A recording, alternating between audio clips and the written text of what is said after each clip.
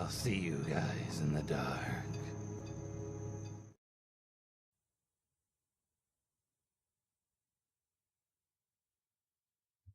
For context, I was a 20-year-old female, a female and a senior in college at that.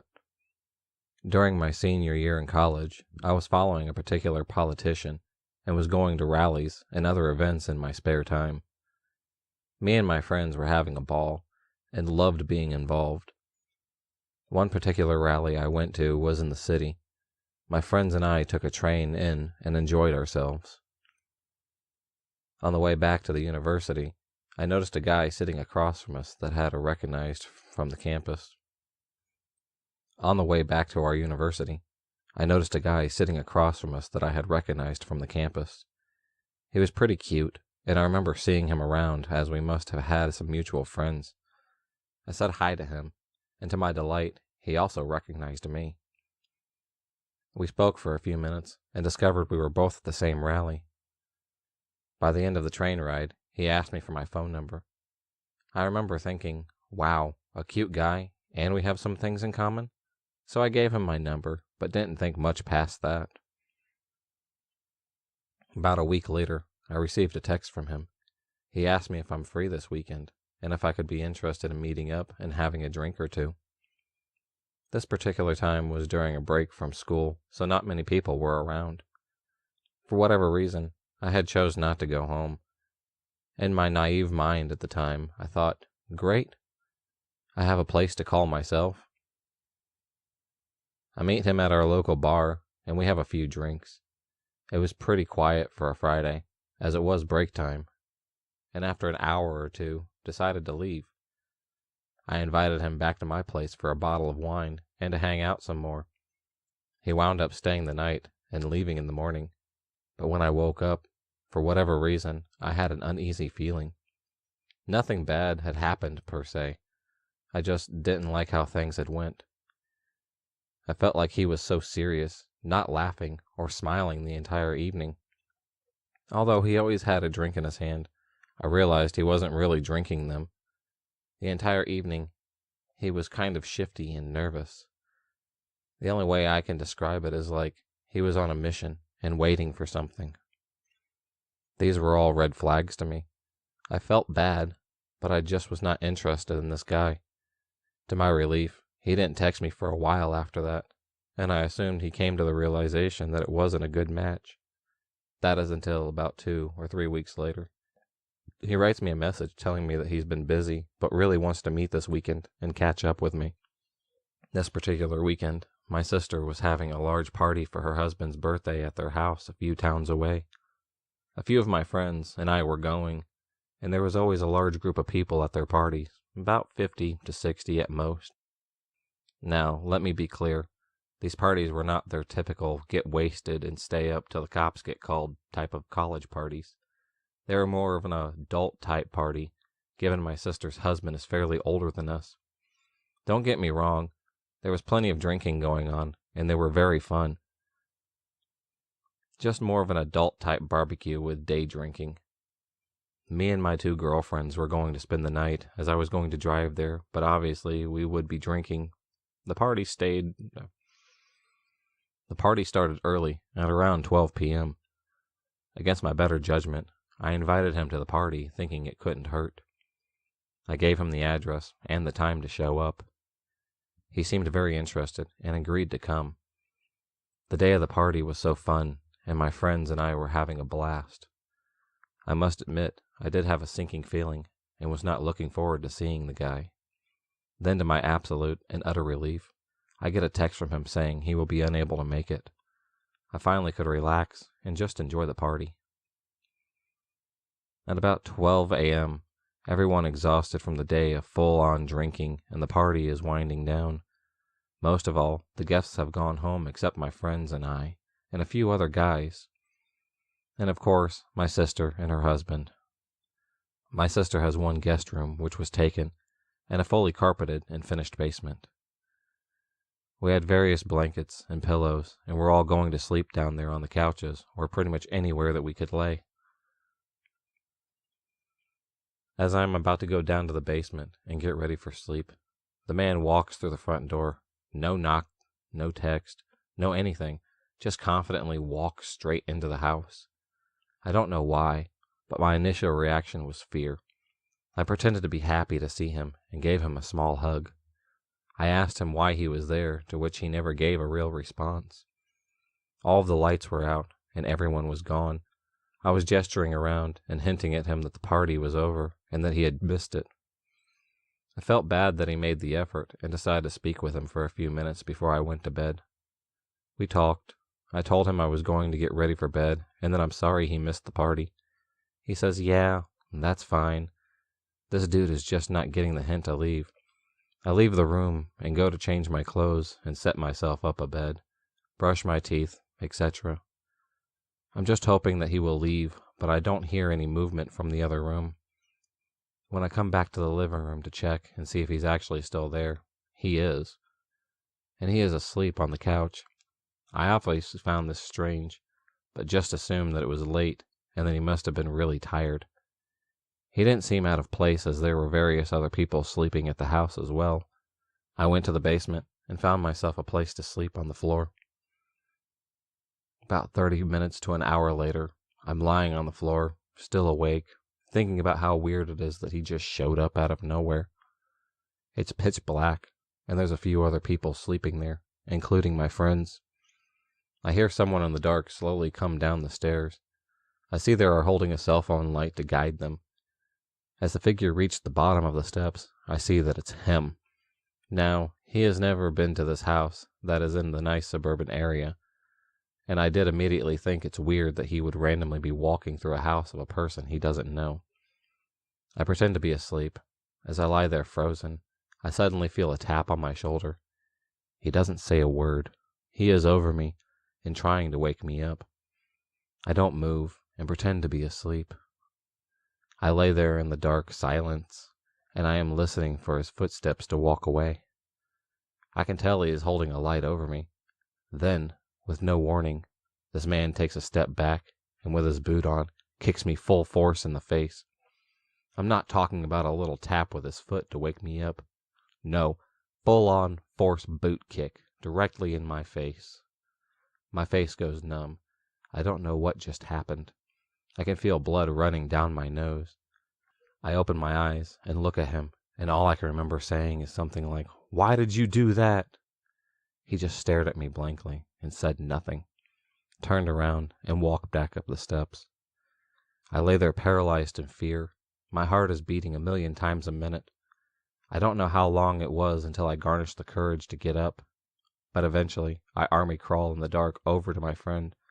Another man near her wakes up as well, and I explained what happened. We are all half drunk, dazed and confused to say the least.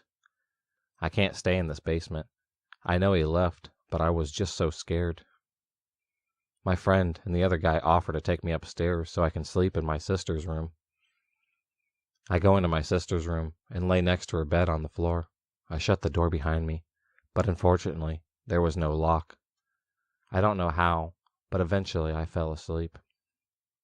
At some point, I wake up to my sister leaning over me. She asked, "What happened to your face, and why are you in my room?" Right as I'm about to answer her, my friend who had helped me the night before comes flying into the room.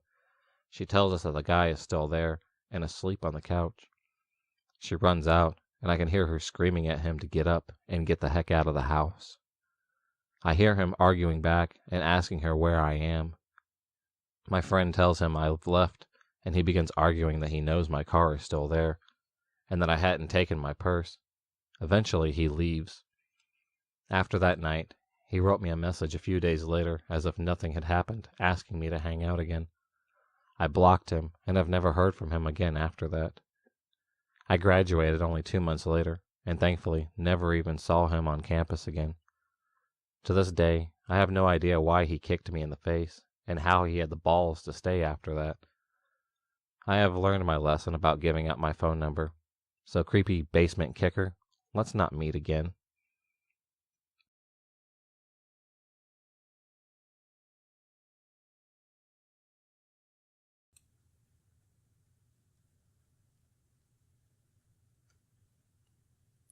So I'm a severely disabled 100-pound 27-year-old, and I live with my equally as small mom, who is 60 years old. We live downtown in a modern big Canadian city. Until moving downtown, we never had an issue with break-ins, and we didn't lock our doors while we were awake. We're also night owls, so we usually are up pretty late. I live in a condo complex, and this is the approximate layout of my house. It's important to my story. Remember, all of this happens quickly, and I can't get out of my bed because I can't walk. So it's like 3 a.m. I'm laying in bed, which faces my open bedroom door, half asleep, and my mom is in her room working on her computer with headphones on. I don't hear the front doors open, but I hear a man's footsteps, and then open my eyes to a man at the door shining a flashlight at me. My first thought that it was my stupid brother, because he would do something like this. No part of my brain goes, "Intruder." So I angrily yell, "Who the fuck is that?" And I swear to God, he says, "I'm Jose," and continues down the hallway towards the kitchen. While I'm just sitting there stunned and confused, my mom, who heard me yell, get up and see this dude in our kitchen. He's got a toque, backpack, and dark clothes. He has his back to her, hiding his face. She goes, "What the fuck are you doing? Get out!" and starts shoving him towards and out the back door while he continues hiding his face. My mom's definitely a tough bitch. After he's out, she locks the door and comes to check on me. We talk about what just happened, and I call the police and tell them a strange dude named Jose just walked through my house. They didn't find him, and I haven't seen Jose since then.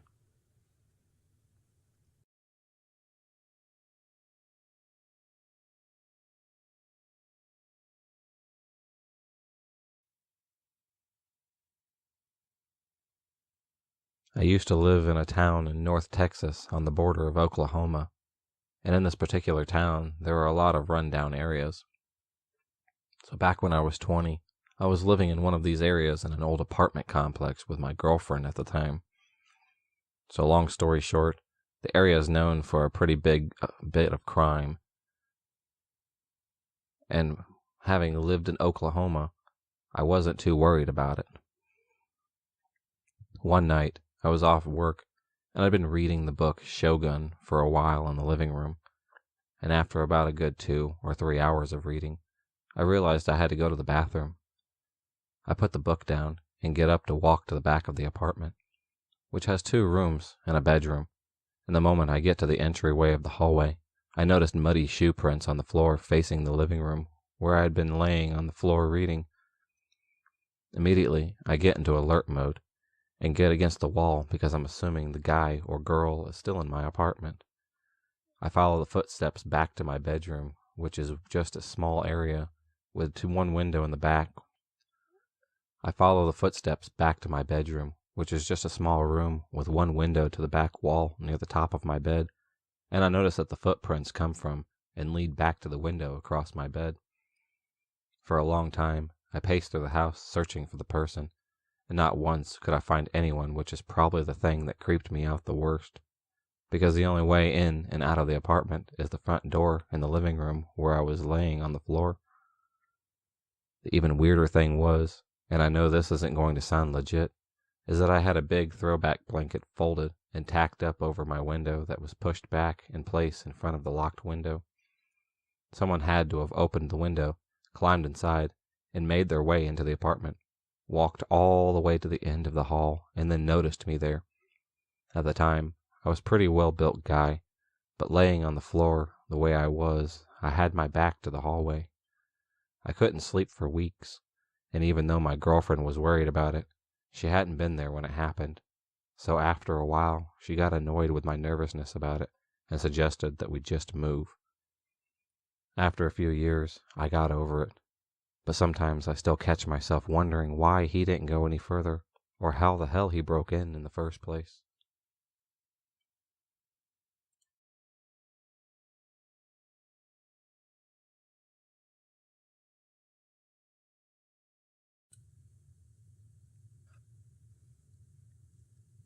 So this happened last night. I live alone in an apartment in a not very good part of my city.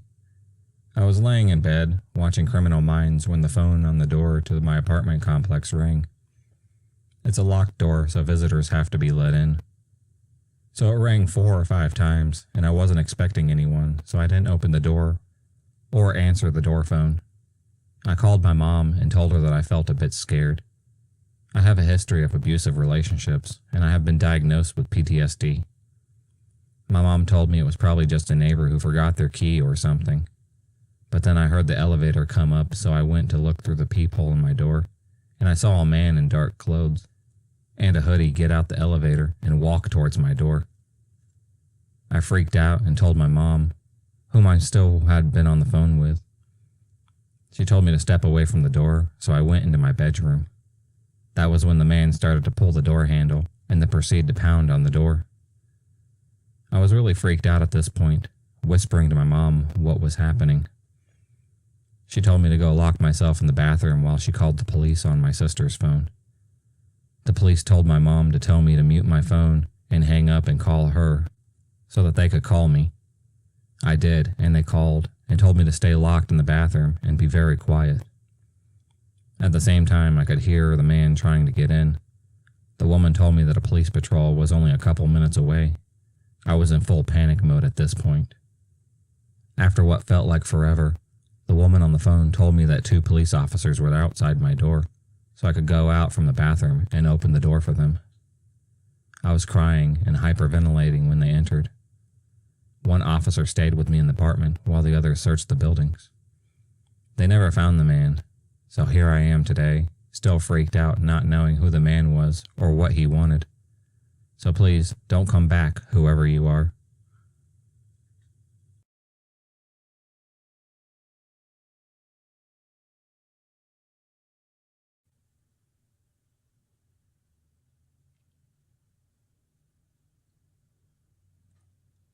This story happened when I was about 12 years old.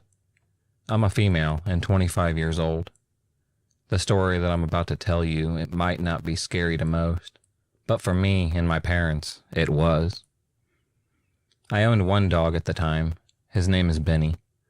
My parents decided that night they would feel like they were going for a walk around the block, walking Benny, and asked me whether I wanted to join them or not. I said no, because I wanted to play PWI on my PC. My parents were okay with leaving me alone since the walk wouldn't take them longer than 30 minutes tops. As my parents would get dressed to leave the house, I logged into PWI, looked around in my guild and global chat to see if anyone was on. For some reason, no one was, so I decided to join my parents. I get dressed, I put Benny on his leash, and we all leave. I'd like to mention that I lived in an apartment building that had 10 floors, and we lived on the very first floor. Basically, you enter the building and already are facing apartments. I lived in the very first one. I remember always hating that because whoever could pass by our door, we could hear them at any time of the day or night. Whoever was lurking at night, we would hear them. It was somewhat eerie to live on floor 0.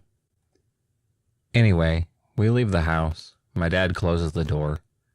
We had 3 keyholes and a steel bar that would lock the door from the inside. Precautions were my father's obsession.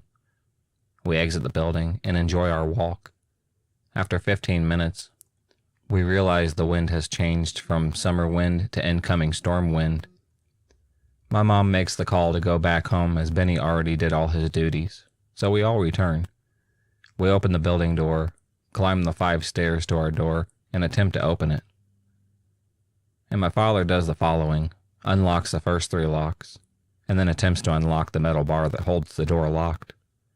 At that moment, my father pauses, turns around at us with the most serious face I've ever seen on him, and whispers to us to call the police and ring the neighbor's door.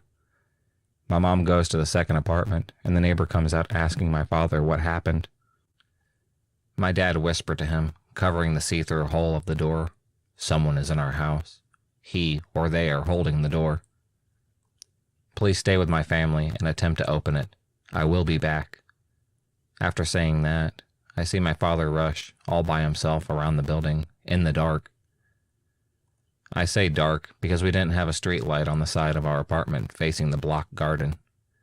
My dad disappears into the darkness. I go outside too, not following him too much, but only to hear if he's in trouble. As soon as I get out, I hear him shout, "Hey, you, come back! Who the hell do you think you are? I called the police!" At the same time, I hear him shout. I look at Ted, who manages to open the door and enter the house. I go after them and enter my house. It no longer felt like my house. In just 15 minutes while we were walking, the home invaders made a complete mess of our house. All of our shelves and wardrobes were pulled out. Our clothes were scattered all over the house. Benny's dry food was all over the floor, indicating they must have tripped in his bowls, probably not knowing we owned a dog. But what scared me the most was how organized they were. I say that because after seeing the disaster that was left behind, we knew it was impossible for just one person to hold the door, steal, and organize what they wanted to take with them.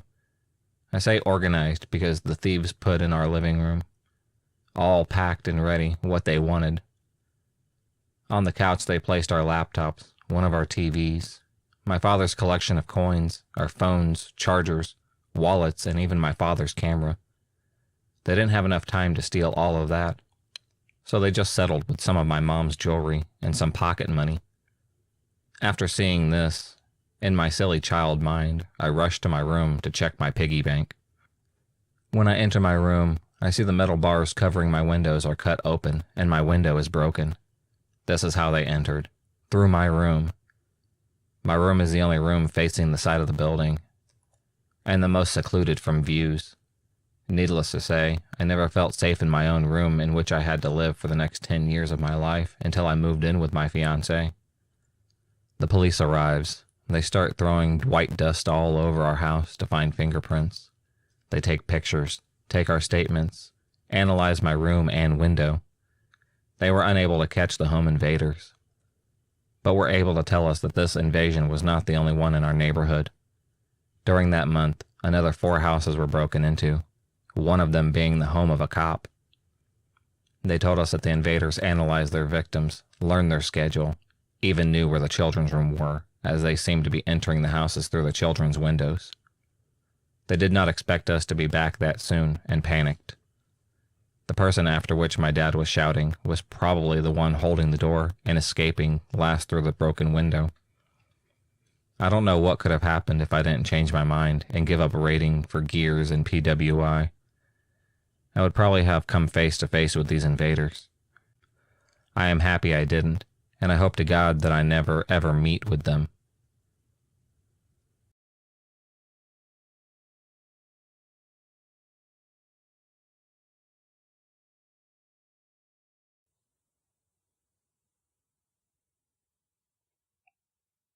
So, when I first went out on my own and got my first Section 8 apartment, I could not afford a phone.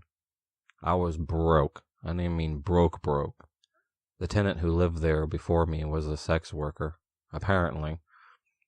I liked to be in the living room on the desktop. My parents had gotten me. And one night, at 2 a.m., I was drinking cherry tea and doing just that. Someone knocked at the door. I went to the door, made sure it was locked. I came from a privileged upbringing despite abuse, and locked doors wasn't always important in my neighborhood. It was some guy. I doubtly made sure it was locked and closed the curtains, but the guy kept trying to get in. He was not alone, though. There were 2 other people involved. It was 2 a.m. I was absolutely alone. So for the next 2 hours, I didn't move from my bathroom because I wanted to stay connected to a possible help. I frantically messaged anyone I knew. Finally, a friend in Washington State asked if I wanted them to call the cops for me. That was at 5 a.m. They did, but by the time the cops finally came, someone had kicked in my bedroom window, and my kitty had gotten out. Apparently, he was climbing in at that point, so it would have become a completed home invasion. The cops never followed up with me, which I found weird. I was obviously shaken up, so I just tried to move past it, because it's not like a completed home invasion, just a half a one.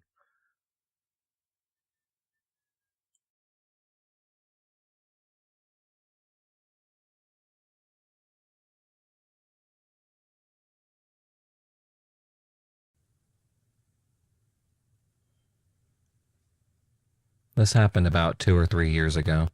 My uncle had cancer and wasn't doing too well. He had gotten his leg amputated 2 years prior to the event of the story and had been improving since then. But all of a sudden, he took a turn for the worst. We were visiting him, and honestly, he gives the same sort of vibe as Jeff Goldblum. Fancy, but like in an elegant way that wasn't obnoxious. He was an older man in his mid-50s or so, and both of his sons no longer lived at home. He lived with my aunt. That night, my parents and I had ice cream while he drank wine, and we talked about our various things that I don't really remember. He asked me to sit on his lap, as I was his favorite niece.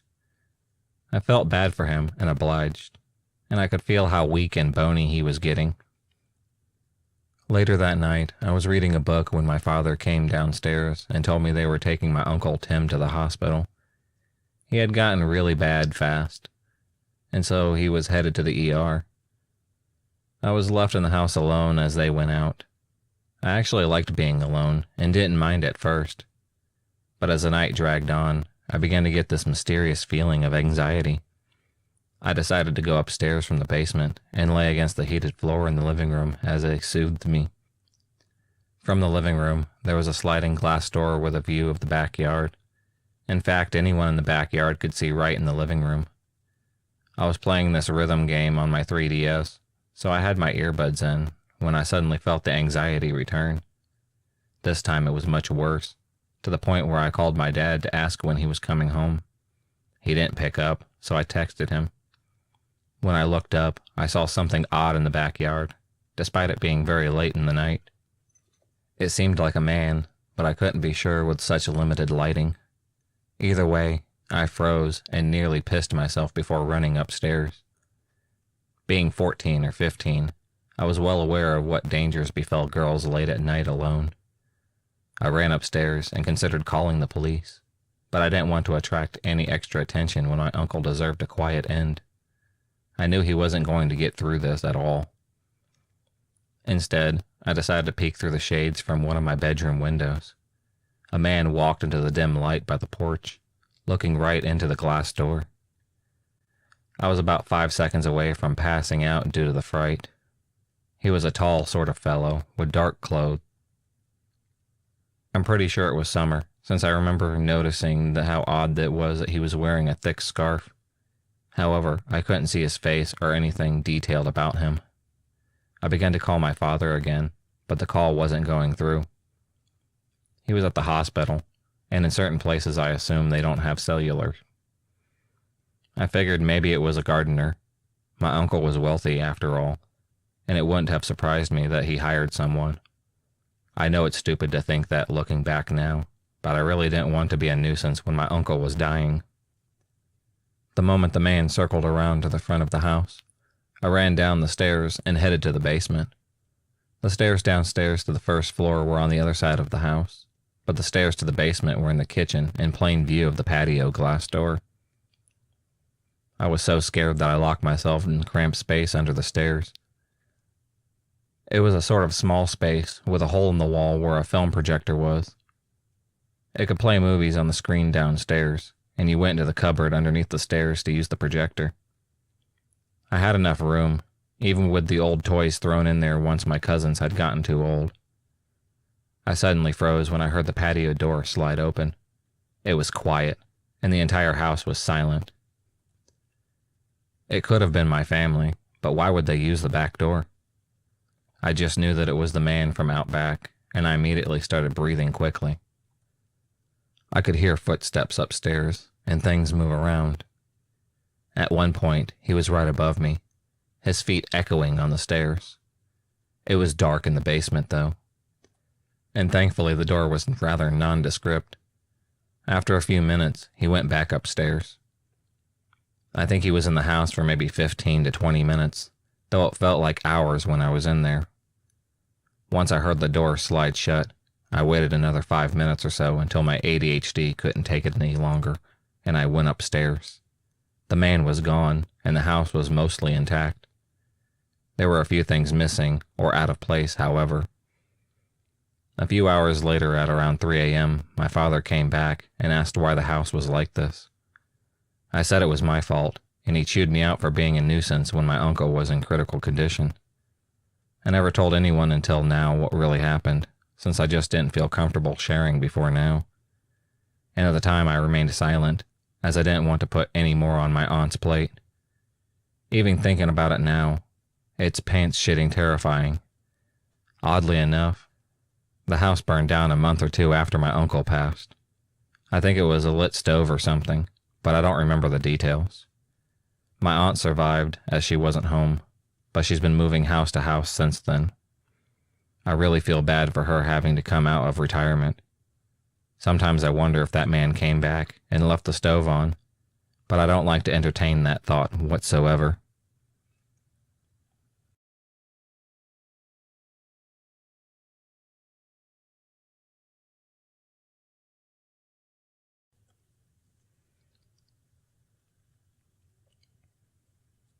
When I was 12, my family was at a dinner in one of their friends' house. I didn't come with them because I was sick and didn't want to bother people with my problems.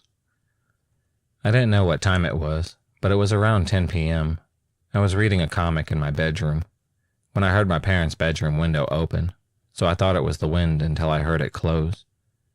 So I went to my parents' bedroom thinking my parents were back home and realized nobody was here, and the window was locked.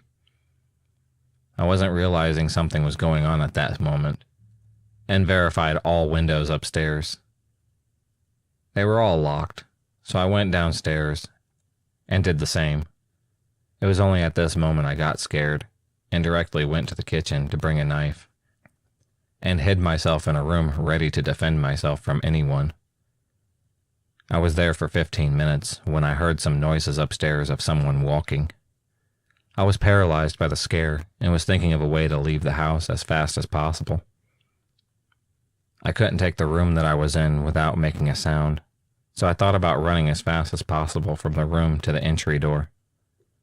I finally abandoned this idea in case somebody waited for the man in front of the house.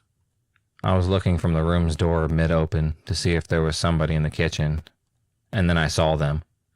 They wore masks with the holes for eyes and mouth where all were in black.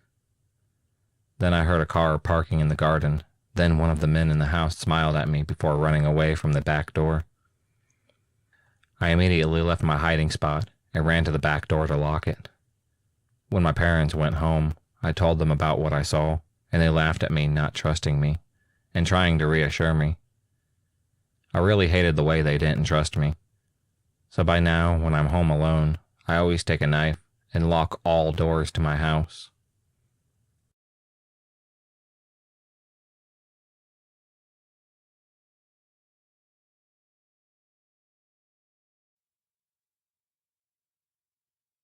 This happened about 7 years ago, but I never got over it. I was living in a basement suite at a relatively quiet street in a small town where nobody typically hung around at night. Being young and stupid, I often didn't bother to close any blinds, even though our windows were all at ground level. It was about midnight, and I was lying on my bed in the nude and talking to my boyfriend at the time when the lights on. So basically, due to my idiocy, anyone could see inside and look at me, but I wouldn't have been able to see them. More stupid than this was that my boyfriend and I decided to have phone sex under these conditions. When I was done on the phone and had gotten dressed, I went into my roommate's bedroom to hang out with her. Immediately after I got into her room, she and I heard someone aggressively trying to get into my bedroom window open. We rushed into my room only to find them gone, but we heard loud footsteps running towards her bedroom instead. We then heard them trying to open her bedroom window, and failing at that, running around to the side of the house to try to get the bathroom window open, and then mine again. Next, we heard the trespasser running up the stairs at the back of the house that led to the upstairs suite, where nobody was home, and try the balcony door. At that point, we called the police. The person was gone and never came back, but it definitely made me think twice about being so reckless. Just knowing that somebody lurked outside my window, watching me in my situation, and then tried frantically to get into my house knowing that my roommate and I were both home still horrifies me to this day.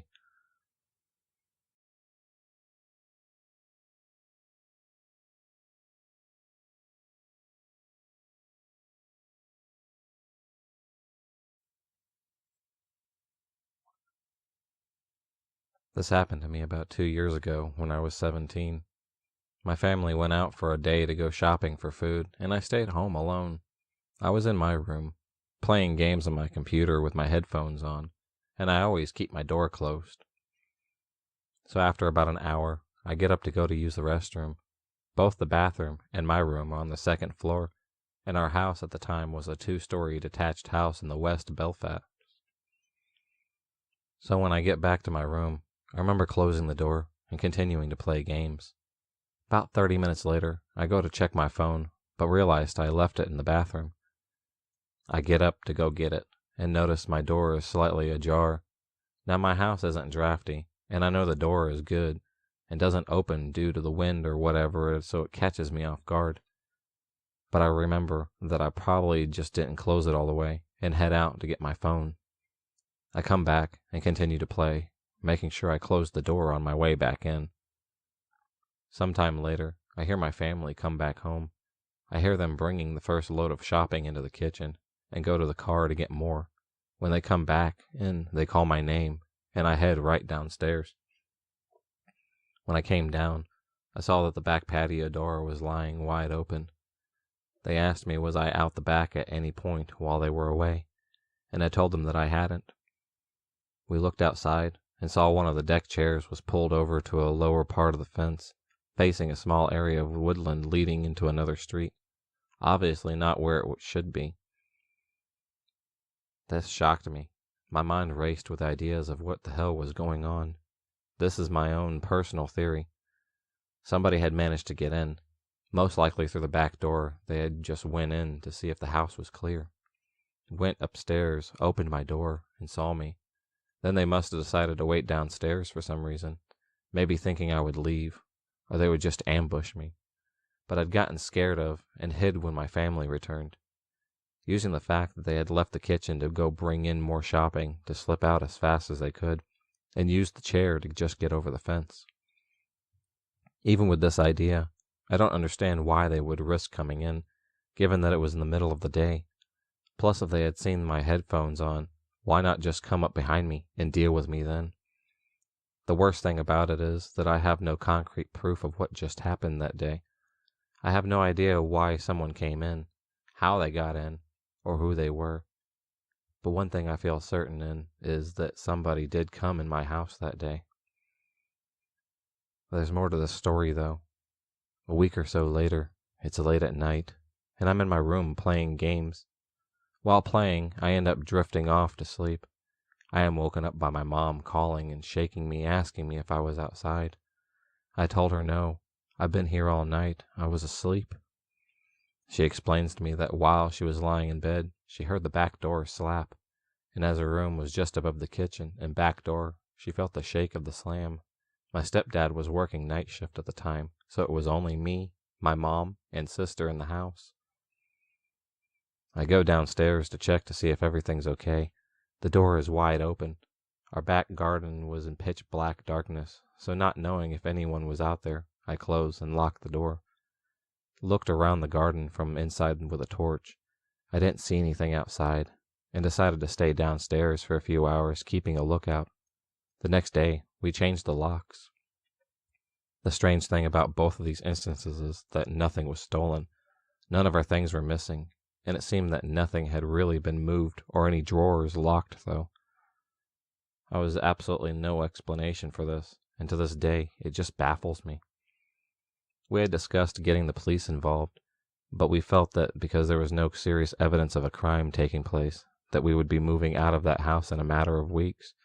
We decided there wouldn't really be anything that they could do to help. So we just changed our locks and made absolutely sure to keep things locked and watched until we had moved out of that house.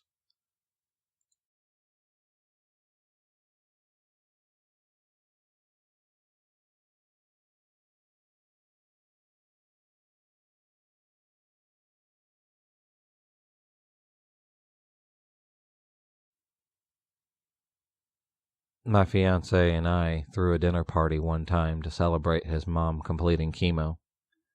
I hired a caterer. We were expecting 25 friends and family, so it was more than the kitchenette of our single-story ranch house could handle. We'd also only just moved in, so didn't have a lot of cooking staples. The caterer said he'd bring something 75% done, but he needed to finish off some dishes in our kitchen. I told him that it was fine as long as he was finished by 5, because the kitchen is literally located, and we'd prefer everyone to be finished before the guests arrive due to the intimate nature of the occasion. He said that would be fine. He arrived as scheduled at 12 p.m. We gave him until 5, and the guests aren't even arriving until 6, so it's plenty of time. He smelled like actual dog crap, but his accent sounded European, so I thought maybe he just didn't believe in deodorant. It was more than the sweat smell, though. It smelled like a sun-baked diaper, and that made me uneasy, because he was going to be preparing food for sick, prior, and young kids. I just made sure he washed his hands, and then left him to his own devices, worrying I was being presumptuous. Throughout the entire process, he keeps pulling me aside to ask me questions and have me taste things. I was super busy because my husband had to work during the day and pick up the surprise guest right after, so setting up the deck, decorating, putting together the slideshow equipment, coordinating the surprise guest, and just a million other little details. So every 10 minutes being asked things like, "Do you prefer this with paprika or without? With is fine. Whatever you think." Taste, to be sure. It was getting old. When he was still there at 5:45, after 2 gentle reminders, I flat out told him I needed him completely out by 6, no matter what. He apologized and said there had been a delay because our oven wouldn't stay up to temperature. I'd never had a problem with our oven, but I figured he's a professional. Maybe it was a subtle problem. A little before 6 rolls around, a few of our friends start trickling in. I decide to tell him whatever's done is done, and whatever isn't, he shouldn't just put in the fridge. But he's nowhere to be found at this point. I go out to the deck to ask my friends if they'd seen him, and he's out there, alcoholic beverage in hand, out of his chef whites, and now in a tee and jeans, mingling with my friends. I walked out just in time for him to introduce himself to my cousin-in-laws as a good friend of mine. Nope, too weird for me. I met him in person for the first time barely 6 hours ago. I told him he needed to leave. Now. So he just goes inside, gets his bag, and makes a beeline for my bedroom. I'm taken aback. I tell him, "Excuse me, where are you going?" And he says, "To change." So first of all, we have a guest bathroom, clearly visible. Second, why can't he wear a t-shirt and jeans home? I tell him I'm not comfortable with him going in my room because he insists it's only a second, and goes in and shuts and locks the door. I couldn't even get a word out before he went in, and felt helpless. I was going outside to ask one of my friends to help me usher him out, but at that point, my fiancée got there, with my aunt-in-law. I had to explain the situation to him, nearly in tears at that point, and he was like, "What?" He went into the bedroom. Why? So he pounded on the door, and the caterer came out, still in a t-shirt and jeans, and my fiancée said, "You shouldn't be in there. You should leave." And the caterer said, "Excuse me, but this is not your house. It is not up to you to decide." And my 6'4", 260-pound fiancée tells him, "Yes, actually, this is my house," and puts a hand on his back and guides him to the door. The caterer said, "I thought Frantic Slutter lived here." And he says, "Yes, my fiancée lives here with me." And the caterer goes nuts. He turns to me and screams, "You lied to me. You lied to me." I have no clue what he's talking about.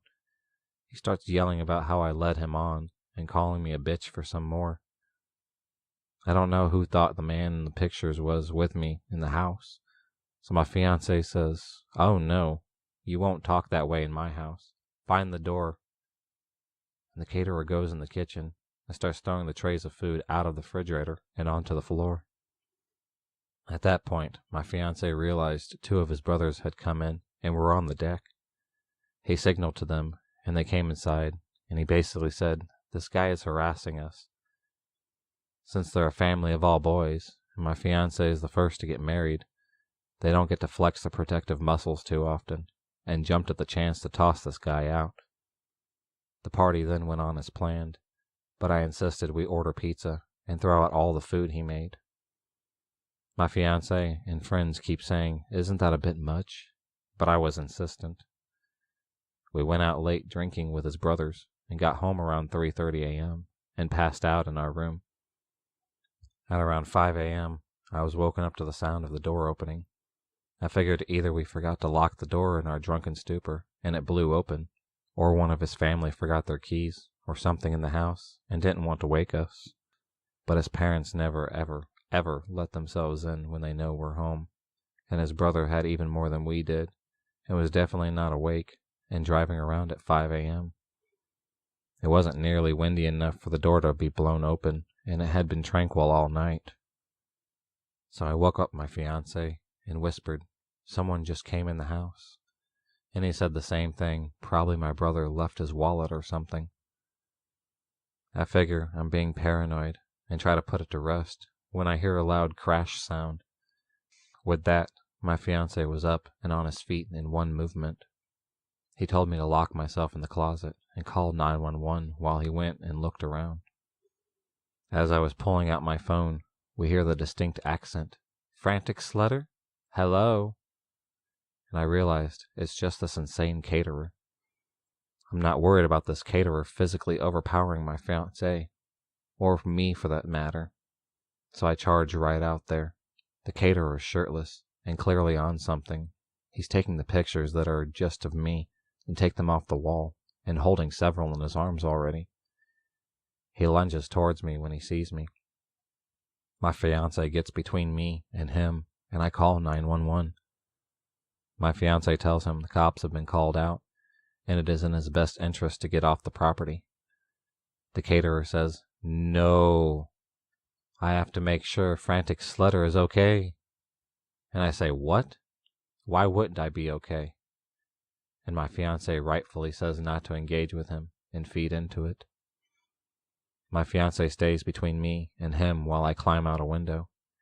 He watches as the caterer throws photos of us out on the floor. He's begun to destroy our kitchen at this point, and when the cops come in, he's got a butcher knife.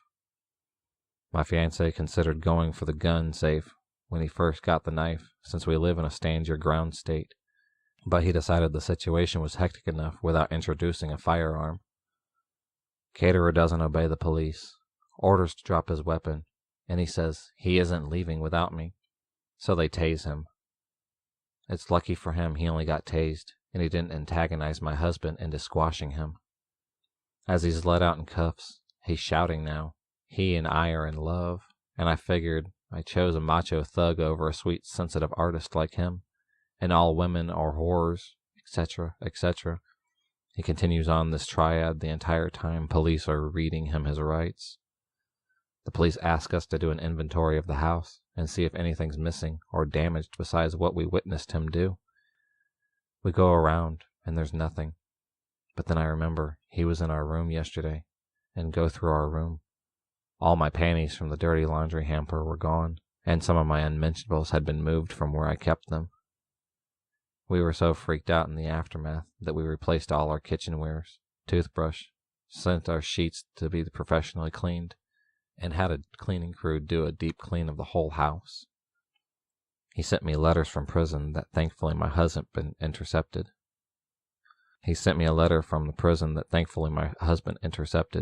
Because I was still recovering from the whole thing. We gave it to the police, who helped us get issued a no-contact order. He was sentenced to 3 years in prison 5 years ago. So he's out now, but thankfully, we did not meet again.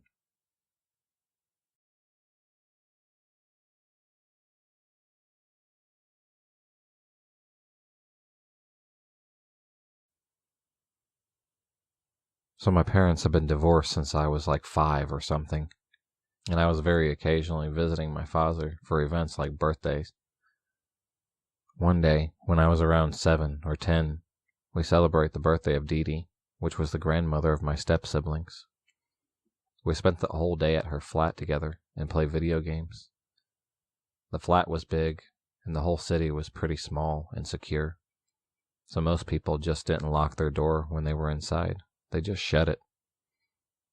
When the evening started, we prepared the cake and candles, gathered around the table, and sang happy birthday and all. Everything was fine, and we started to feel a bit sleepy while the adults chat peacefully while drinking coffee and smoking. So we casually retreat to the sofa, half asleep. At this moment, I started to seriously doze off, and wasn't really aware neither of the time or what was happening around me.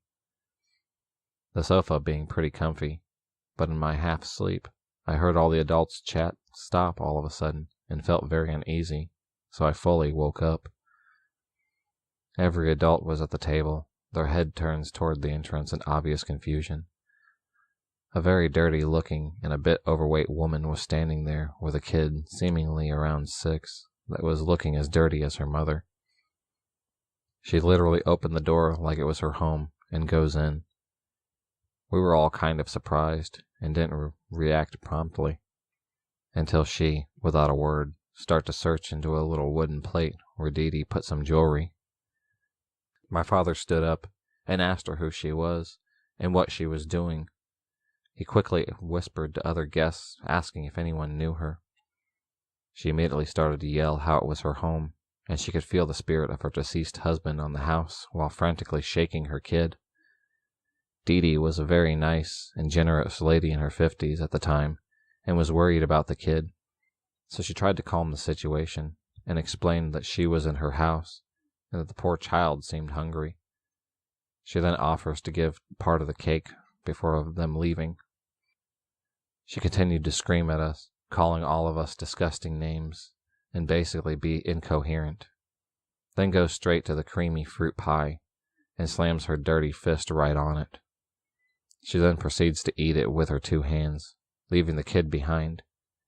It was literally like watching a pig eating. My father, who got enough of her bull crap, forced her to leave, and she took the time to take her entire pie with her, finishing it without giving any of it to the kid, who seemed basically terrified and lost. The adults called the police and asked for some of us to stay to answer the police questions while the kids should go home with their father.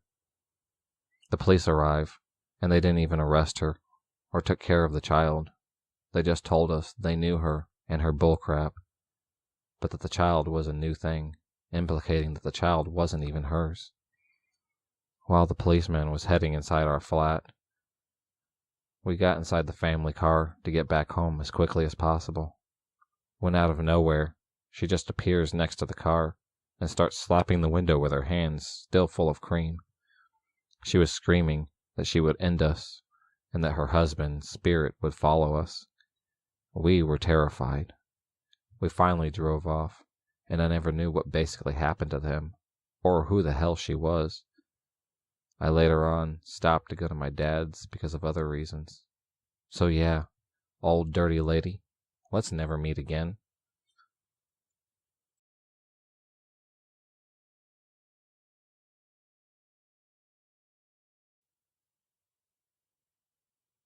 So this is how it goes. All my family were sleeping, as it was about 1 to 2 in the morning.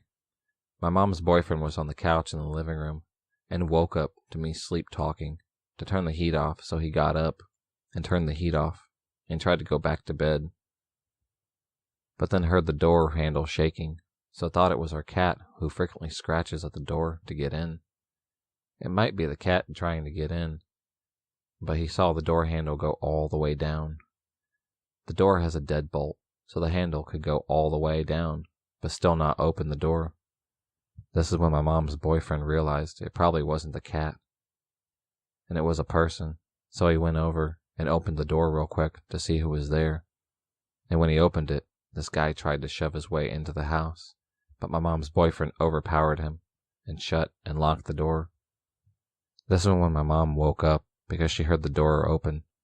Mom's boyfriend asked her if it was someone she knew, and she proceeded to say that it wasn't.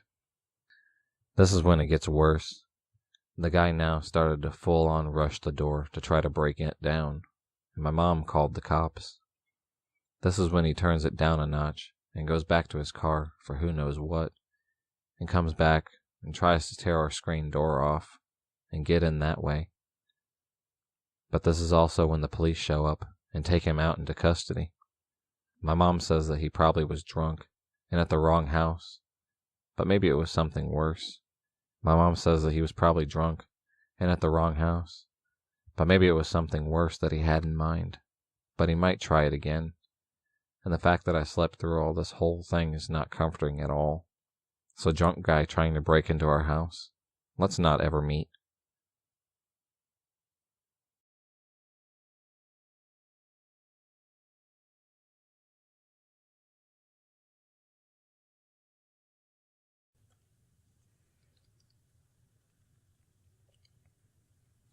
When I was 12, my family was at a dinner in one of their friends' house. I didn't come with them because I was sick and didn't want to bother people with my problems. I didn't know what time it was, but it was around 10 p.m. I was reading a comic in my bedroom when I heard my parents' bedroom window open, so I thought it was the wind until I heard it close. So I went to my parents' bedroom thinking my parents were back home and realized nobody was here and the window was locked. I wasn't realizing something was going on at that moment, and verified all windows upstairs. They were all locked, so I went downstairs and did the same. It was only at this moment I got scared and directly went to the kitchen to bring a knife and hid myself in a room ready to defend myself from anyone. I was there for 15 minutes when I heard some noises upstairs of someone walking. I was paralyzed by the scare and was thinking of a way to leave the house as fast as possible. I couldn't take the room that I was in without making a sound, so I thought about running as fast as possible from the room to the entry door. I finally abandoned this idea in case somebody waited for the man in front of the house. I was looking from the room's door mid-open to see if there was somebody in the kitchen, and then I saw them. They wore masks with the holes for eyes and mouth where all were on black. Then I heard a car parking in the garden. Then one of the men in the house smiled at me before running away from the back door. I immediately left my hiding spot and ran to the back door to lock it.